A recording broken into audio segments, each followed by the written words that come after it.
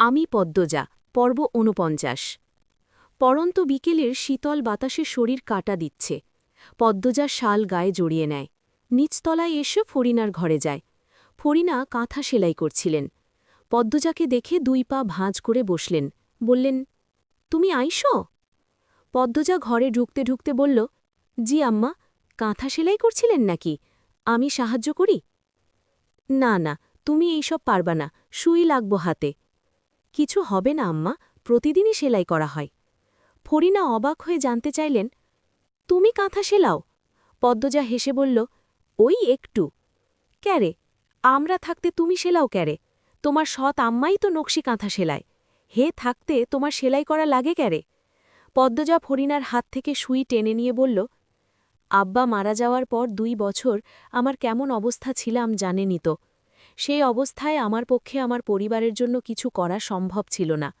তখন উনি, বাসন্তী, পর হয়েও, সৎ মা হয়েও নিজের ঘাড়ে সব দায়িত্ব তুলে নিলেন। কিন্তু উনি যতটুকু করতেন ততটুকুতে পরিবার চলতে গিয়ে হিমশিম খেত। তাই আমিও চেষ্টা করেছি একটু যদি নকশি কাঁথার পরিমাণটা বাড়ানো যায়। পদ্মজার ফুলের পাপড়ির মতো ফোলা ফোলা ২টি ঠোঁটে অল্প হাসি। সেই হাসিতে পরমা সুন্দরীর মুখমণ্ডল অল্প আভায় আলোকিত। ফরিনা অবাক হয়ে সেই হাসি দেখেন। মন দিয়ে কাঁথায় ফুল তুলছে পদ্মজা। দাঁত দিয়ে সুতো কেটে ফরিনার দিকে তাকালো সে। পদ্মজার নিখুঁত চোখ নাক। ফরিনা তাকিয়েই আছেন।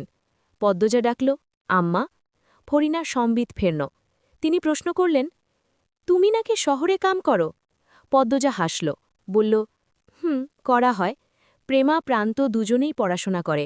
পড়ালেখার কত খরচ, আর পূর্ণা তো পড়ালেখার চেয়ে বেশি খরচ করে ফেলে শাড়ি অলংকার কিনতে গিয়ে। আম্মা নেই, বাধা দিতে কষ্ট হয়। আর উনি নিজের সব সঞ্চয় উজাড় করে দেন আমার ৩ ভাই বোনকে। টাকা তো থাকে না, তাই চাকরি নিতে হলো। ২ বোনের বিয়ে দিতে হবে না? আমার তো ফরজ কাজ বাকি, তার জন্য টাকা জমাতে হচ্ছে। আর ওনার নকশি কাঁথার টাকার সাথে বেতনের কিছুটা অংশ মিলিয়ে পাঠিয়ে দিই। বেশ ভালোই চলছে। উনি আছেন বলেই আমার মাথার ওপরের চাপটা কমেছে। বাসন্তী অনেক ভালা। আমি হেরচে ৪ বছরের বড়া, মেলা সম্মান করে আমারে। আচ্ছা, আমির তোমারে বাইরে কাম করতে দিশে? এই প্রশ্নে পদ্মজা কপাল চাপড়ে বলল, আর বলবেন না আম্মা, কি যে যুদ্ধ করতে হয়েছে। শেষমেশ রাজি হয়েছেন, কিন্তু ওনার অফিসে নাকি চাকরি করতে হবে। ওনার অফিসে চাকরি নিলে উনি আমাকে কোনো কাজ করতে দিতেন? টাকা ঠিকই মাস শেষে দিতেন। ঘুরে ফিরে স্বামীর টাকায় বাবের বাড়ি খাই কথাটা আত্মসম্মানের সাথে লেগে যেত। এই নিয়ে ৩ দিন আমাদের ঝগড়া ছিল। আলাদা থেকেছি, কেউ কারো সাথে কথা বলিনি। ফরিনা বেশ আগ্রহ পাচ্ছেন। উৎসুক হয়ে জানতে চাইলেন, এরপরে কি হইল? কাম করতে দিশে কেমনে? এরপর ৩ দিন পর এসে বলল, চাকরি পেয়েছে একটা, ৬ ঘণ্টা কাজ, হিসাবরক্ষকের পদ, বেতন ভালো। জানেন আম্মা, আমি ভীষণ অবাক হয়েছি।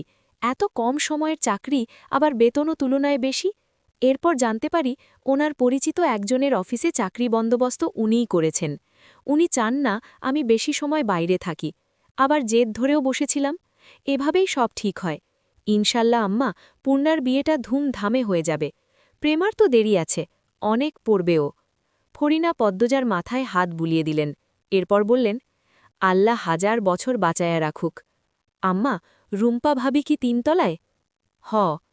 আজ দেখতে যাব ভাবছি। চাবি কার কাছে? ফরিনা মুখ গুমট করে বললেন, হেই ঘরে যাওনের দরকার নাই। রিদওয়ান চাবি দিব না। ওরা আর আমার আরে দাম দেয় না, যেমনি ইচ্ছা চলে। দিবে না মানে কি? আপনি গুরুজন, আপনাকে দিতে বাধ্য। চাইছিলাম একবার, যা ইচ্ছা কইয়া দিশে। ফরিনার মুখে আধার নেমে আসে। তিনি নির্বিকার ভঙ্গিতে আবার বললেন, চাবি চাওনের লাইগ্গা রিদওয়ান হের আম্মারেও মারছে। সে কি, মায়ের গায়ে হাত তুলছে? ফরিনা কাঁথা সেলাই করতে করতে বললেন, নিজের মা আর কয় থাইক্কা? এই ছেঁড়ার মাথা খারাপ, অমানুষ। বাড়ির অন্যরা কিছু বলেনি? অন্যরা কারা? আব্বা, চাচা, বড় ভাই কেউ কিছু বলেনি? বাকিদের কথা জানি না। তোমার শ্বশুর তো নিজেই শকুনের বাচ্চা। পদ্মজা চমকে তাকাল। ফরিনাও চকিতে চোখ তুলে তাকান। তিনি মুখ ফচকে বলে ফেলেছেন। দুজন দুজনের দিকে অনেকক্ষণ তাকিয়ে রইল। পদ্মজা প্রশ্ন করার আগে ফরিনা বললেন, পূর্ণায় গাছে উঠছে। সকালে আছাড়ডা খাইল, বিকেল হইতেই গাছে উঠা গেছে। ছেড়িডারে কয়টা মাইট দিও। পদ্মজা স্পষ্ট বুঝতে পেরেছে তার শাশুড়ি আগের কথাটা ধামচাপা দেওয়ার চেষ্টা করছে। সে আগ বাড়িয়ে কথা বলতে পারল না, মৃদু কণ্ঠে বলল, আমি আসি আম্মা, যাও। পদ্মজা দরজা অবধি এসে ফিরে তাকাল।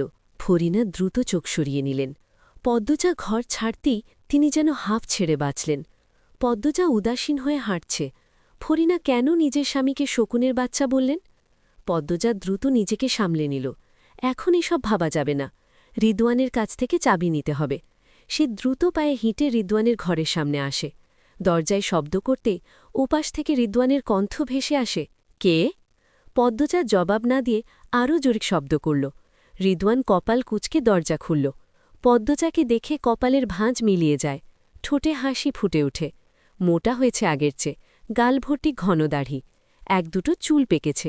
সে খুশিতে গদগদ হয়ে বলল, আরে বাপরে, পদ্মজা আমার দুয়ারে এসেছে। পদ্মজা সোজাসুজি বলল, রুম্পা ভাবির ঘরের চাবি দিন। রিদওয়ান দরজা ছেড়ে দাঁড়াল, বলল, এতদিন পর এসেছ আবার আমার ঘরের সামনে? ভেতরে আসো, বসো, এরপর কথা বলি। আমি আপনার সাথে কথা বলতে আসিনি, দয়া করে চাবিটা দিন। চাবি তো দেব না। কি সমস্যা? রিদওয়ান পদ্মজার কাঁধে হাত রেখে বলল, আরে ঘরে আসো তো আগে। পদ্মজা এক ঝটকায় রিদওয়ানের হাত সরিয়ে দিল।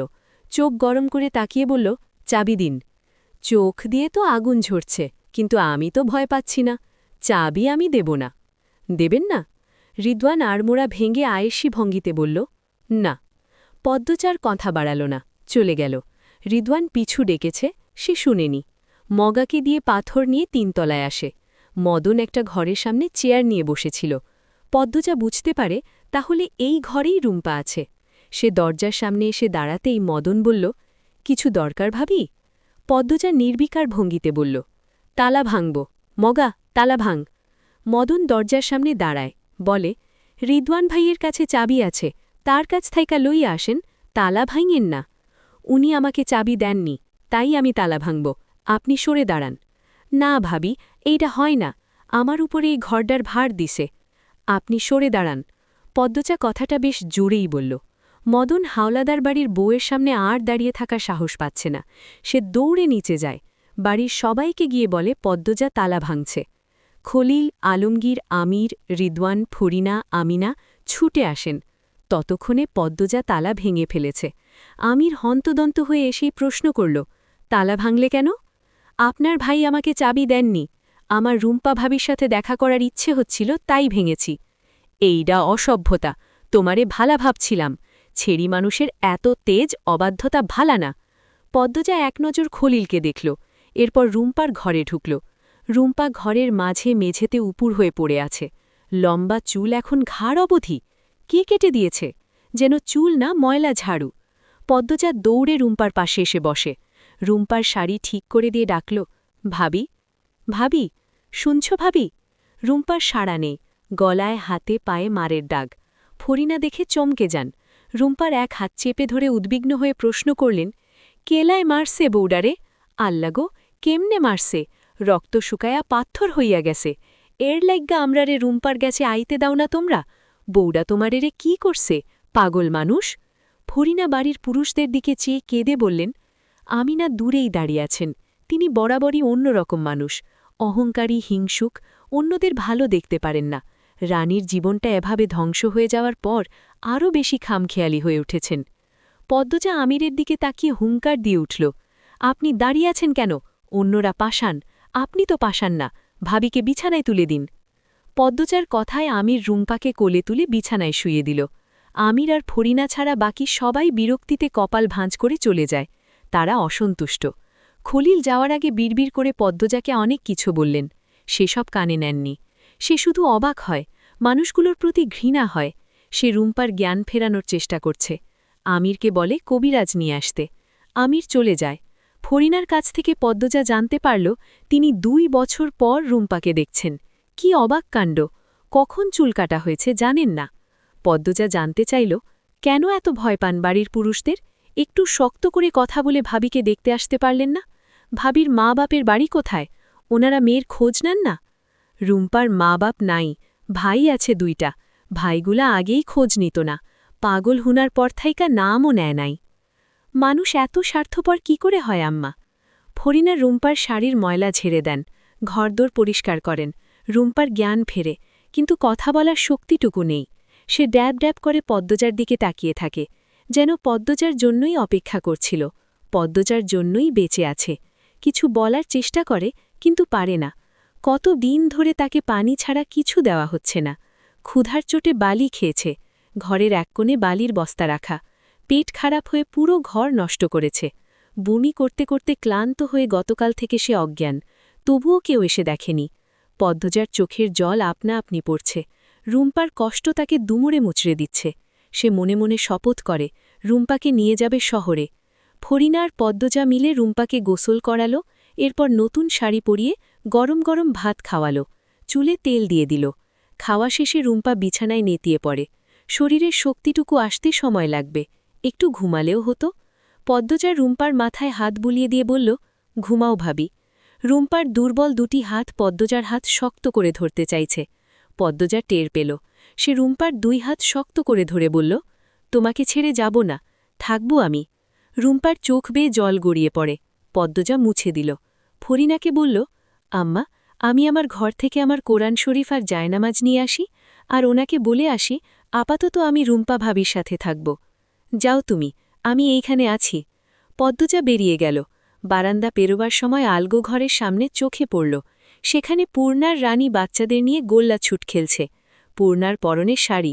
মেয়েটা এত দস্যি হল কি করে? সে চোখ সরিয়ে নিজের ঘরের দিকে গেল। সন্ধ্যার আজান পড়ার বেশি দেরি নেই। রানী এক দলের নেতা, পূর্ণা অন্য দলের।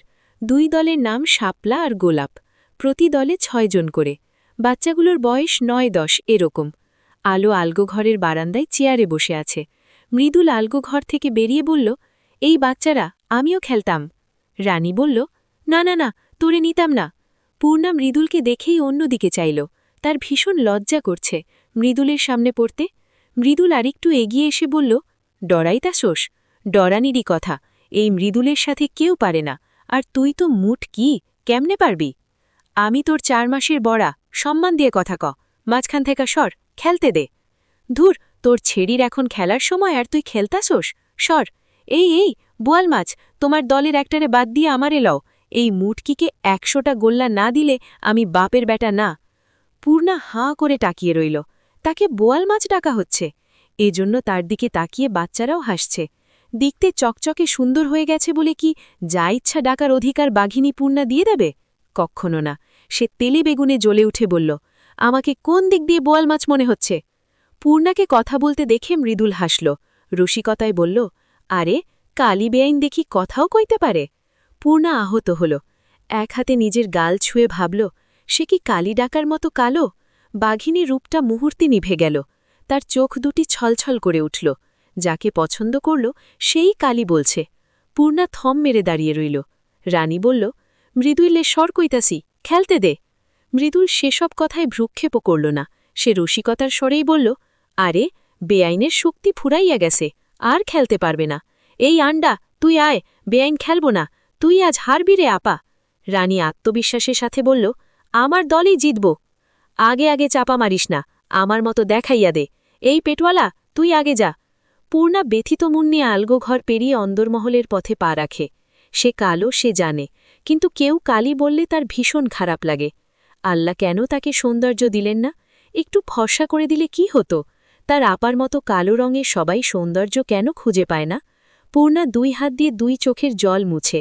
অভিমানী মন থেমে থেমে কাঁদছে। এই শাড়ি তো মৃদুলের দৃষ্টি আকর্ষণের জন্যই পড়েছিল। দরকার নেই এই চকচকে পুরুষ। কেউ তাকে কালী বললে সে ভীষণ রাগ করে, ভীষণ।